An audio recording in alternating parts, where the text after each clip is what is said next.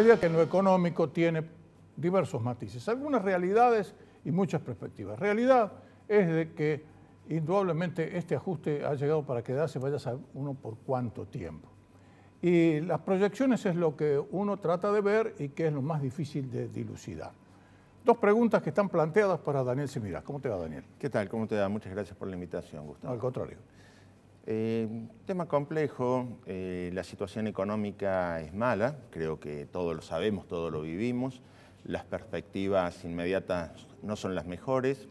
Estamos en medio de una situación en la cual el gobierno no ha explicitado un plan de crecimiento económico y tampoco un plan para detener la inflación. Y mientras estos dos elementos no logren restaurarse o logren encaminarse, la posibilidad de encontrar mecanismos genuinos para hacer frente a las obligaciones externas, la abultada deuda pública que se ha acumulado, va a ser mucho más complicado sin crecimiento. Y por otro lado, el objetivo de equilibrio fiscal que plantea el gobierno y el de no expandir la base monetaria también va a tener una complicación si es que no se detiene la inflación, porque con elevadas tasas de interés el Banco Central está pagando tasas de interés muy fuertes por las letras de liquidez, por las LEBAC que todavía quedan remanentes, por sus operaciones de pase, y eso genera automáticamente un proceso de expansión monetaria o de sustituir esa expansión monetaria por restricciones adicionales a la base monetaria, y eso genera mayor componente depresivo de la economía, de modo tal que estamos pasando por un momento de tranquilidad en función de este apriete monetario que se está notando en estos meses, pero es bastante difícil poder predecir que esto pueda durar bastante más en el tiempo. Si esto se prolonga en el tiempo, vamos a tener un escenario muy frío en la economía argentina, y no es lo que le conviene al gobierno cuando está al frente de una elección clave en octubre del año que viene. Ahora, vos dijiste recién, no hay ningún plan en contra de la inflación, es decir, pareciera que el único plan es emisión cero. Es decir, y que Guido Sandleris considera que con eso, es decir, de una forma u otra, así, por las buenas o por las malas, la inflación tiene que bajar. Y hay algunos colegas tuyos que consideran que efectivamente la inflación va a ir descendiendo, por supuesto, no a niveles aceptables, sino a niveles todavía altos, que se está hablando que eventualmente, en el mejor de los casos, el año que viene tendremos una inflación del 25%, ¿no? Sí, 25% sin considerar arrastre. Según el presupuesto, es decir, estimaciones oficiales, estaríamos el año que viene en 34,8%, eso es lo que estima el Ministerio de Economía en el presupuesto, justo si uno incorpora el proceso de arrastre. Y el tema es que mientras se pretenda mantener congelada la base monetaria, es decir, expansión monetaria cero, la base monetaria estará más o menos en 12.000 millones de pesos, una cosa así, en 1.200 millones de pesos. Lo que son los activos financieros remunerados, los activos monetarios remunerados del Banco Central están rondando más o menos los 700.000 millones de pesos, y eso está generando el costo de una tasa de interés del 70%, que en tasa compuesta supera el 100%, es decir, hablando mal y pronto, vamos a tener que generar una expansión monetaria en un periodo de tiempo de 12 meses casi equivalente a la mitad de la base monetaria. Es decir, que el impacto va a ser muy significativo, porque si... ¿Vos decís que de todas maneras van a tener que expandir la...? No, es que hay dos alternativas. Es decir, una alternativa es que permitan expandir la base monetaria en el 50% del nivel que está actualmente, eso va a generar alta inflación. Si lo que deciden es mantener comprimida la expansión monetaria, no es solamente emisión de nuevo dinero, sino también la compensación de lo que se tiene que emitir para pagar la tasa de interés, claro, lo que va a terminar generando eso es un proceso de retracción económica muy profunda. Mientras el gobierno pueda... Todavía peor a la actual, Daniel, porque estamos en el peor de los escenarios, porque estamos en estanflación, que es una palabra, la pésima palabra que utilizan los economistas. Y vamos a estar en esta inflación por lo menos hasta mitad del año que viene. El tema es que la tercera vía que tiene el gobierno es la de volver a recircular, es decir, en lugar de emitir pesos, seguir emitiendo LELIQ para sustituir la emisión de pesos por el LELIQ, pero es armar una bomba similar a la que se está tratando de desactivar ahora con las LEBAC.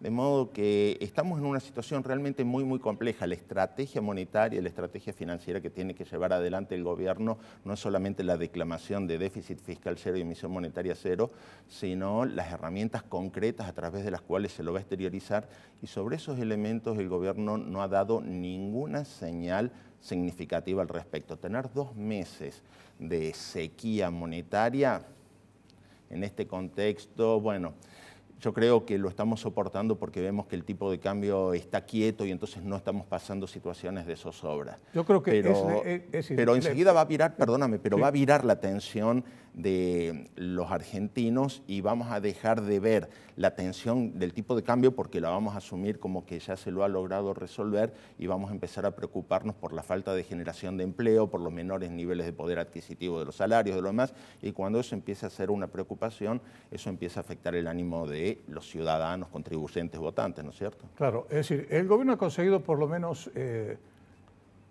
lo dijeron abiertamente, hay que parar la sangría cuando se referían a la corrida cambiaria.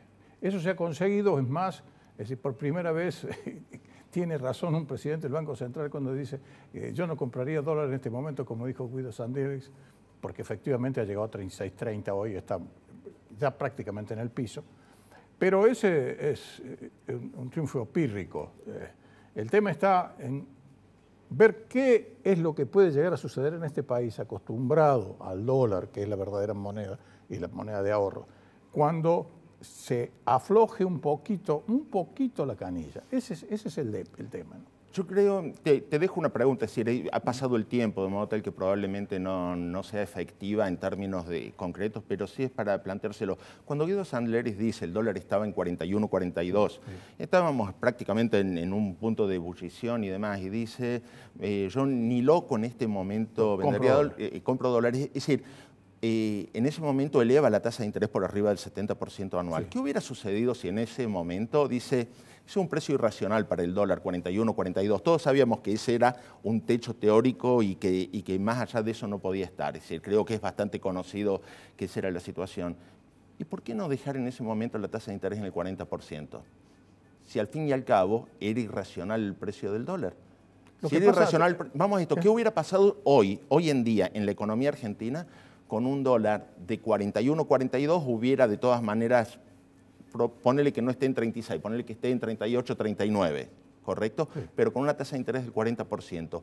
El peso que eso tiene sobre el aparato productivo es mucho inferior que el que tenemos ahora con una tasa de interés de estos niveles. Ahora vos sabés que yo entiendo tu razonamiento, que técnicamente me parece correctísimo. Ahora, haciendo un poco de memoria también, hacíamos recién memoria de lo que decía Guido Sandleris, cuando Cristiano Rattazzi dice un dólar a 26 me parece bien, así con ese tonada. Todo el mundo decía, pero ¿qué está diciendo el tipo? Estamos todos locos. Y cuando algunos decían dólar a 29, no, es imposible que lo alcancemos. Y llegamos a 42. La pregunta es la siguiente, te la doy vuelta. Ahora con el diario del lunes, con el dólar a 36.30, podemos decir eso, pero ¿qué certeza teníamos nosotros de que el dólar no siguiera subiendo? Ese es el tema. La certeza es en parámetros técnicos. Si los parámetros técnicos indican que hay un piso y hay un techo en la banda de flotación del dólar, entre medio de ello más o menos debería desenvolverse el tipo de cambio. Pero puede estar por debajo, puede estar por arriba. Por debajo si hay un mayor nivel de confianza. Por ejemplo, lo que sucedió en la Argentina hasta que se dio el blanqueo, nosotros lo que teníamos es un tipo de cambio que estaba por debajo de lo que era el piso de la banda teórica de flotación. Y llegamos a tocar el techo. El techo es una situación de pánico. En el pánico se toman decisiones irracionales. Los agentes económicos suelen tomar decisiones irracionales. Si de hecho aparte, hay dos grandes escuelas ideológicamente a nivel económico en la doctrina de la ciencia económica, que uno dice que los agentes económicos son racionales y otra dice que los agentes económicos son irracionales, de modo tal que ese es un tema que puede ser factible que haya conductas irracionales. Y en una situación de pánico se puede pagar por encima del techo. De todas maneras, jamás superamos el techo teórico de lo que era el tipo de cambio. Incluso el techo teórico hoy en día está en 41.23, lo estaba viendo antes de venir para acá, sería entre 41 pesos con 23, sería lo máximo en una situación ya de total desconfianza. De modo tal que estar en un 36, estamos de la mitad entre el piso y el techo, prácticamente un poquitito para arriba.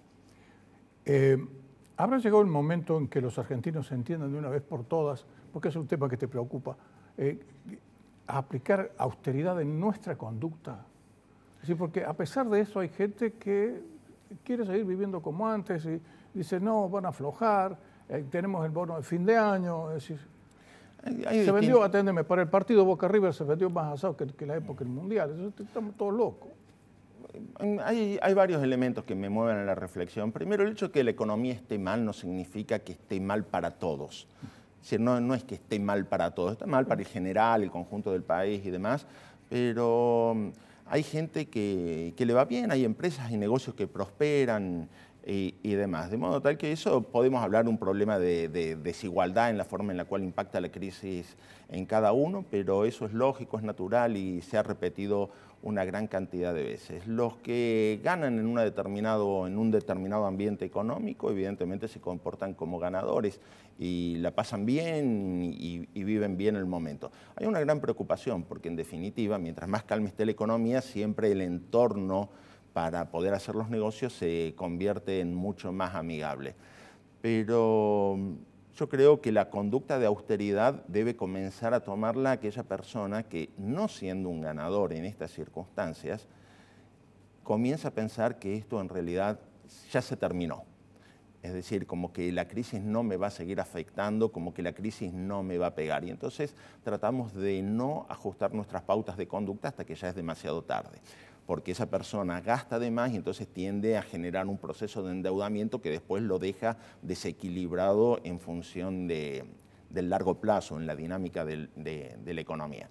Yo creo que ese es básicamente el principal elemento. Ser austero es bueno, gastar cuando uno tiene dinero es bueno, el gasto estimula el crecimiento económico y estimula la dinámica de las empresas, de modo tal que eso yo no lo veo como algo negativo. Creo que cuando los economistas venimos y estamos acá y tú nos brindas este espacio y nosotros venimos y te decimos la situación económica está mal y va a ir peor y demás, es decir, no es que nos regocijemos en eso, yo creo que es importante transmitir el mensaje de la realidad que nosotros percibimos a la gente, porque el gran desafío que tenemos, cada uno de nosotros como agentes económicos, es el de crear valor, el de crear riqueza.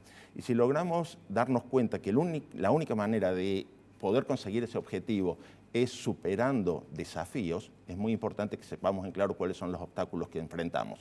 El hecho de decir la situación económica está mala debería ser un estímulo para que nosotros tratemos de superar esos escollos que nos pone la realidad.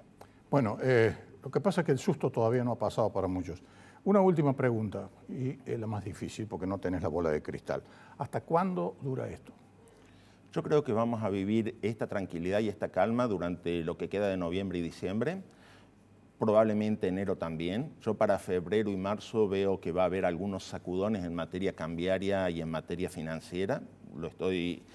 Eso es lo que yo estoy viendo en mi eje de análisis. Espero que si eso se supera, cuando lleguemos al segundo trimestre del año que viene, una buena cosecha pueda darnos una mano como para comenzar un proceso muy lento de recuperación económica. Por lo menos hasta mitad del año que viene yo veo que este ambiente de esta inflación se va a ir prolongando y creo que la calma que tenemos acá tiene que pasar los idus de marzo. Y ya se sabe, en la historia ya se sabe lo que pasaba con los idus de marzo. Llegaban y después lo que pasaba después. Y el aspecto político, es decir, la desconfianza que se traduce a lo político en las elecciones, es decir, eso va a hacer que el nerviosismo todavía aumente, ¿no? Sí, muy probablemente puede generar algún elemento de nerviosismo.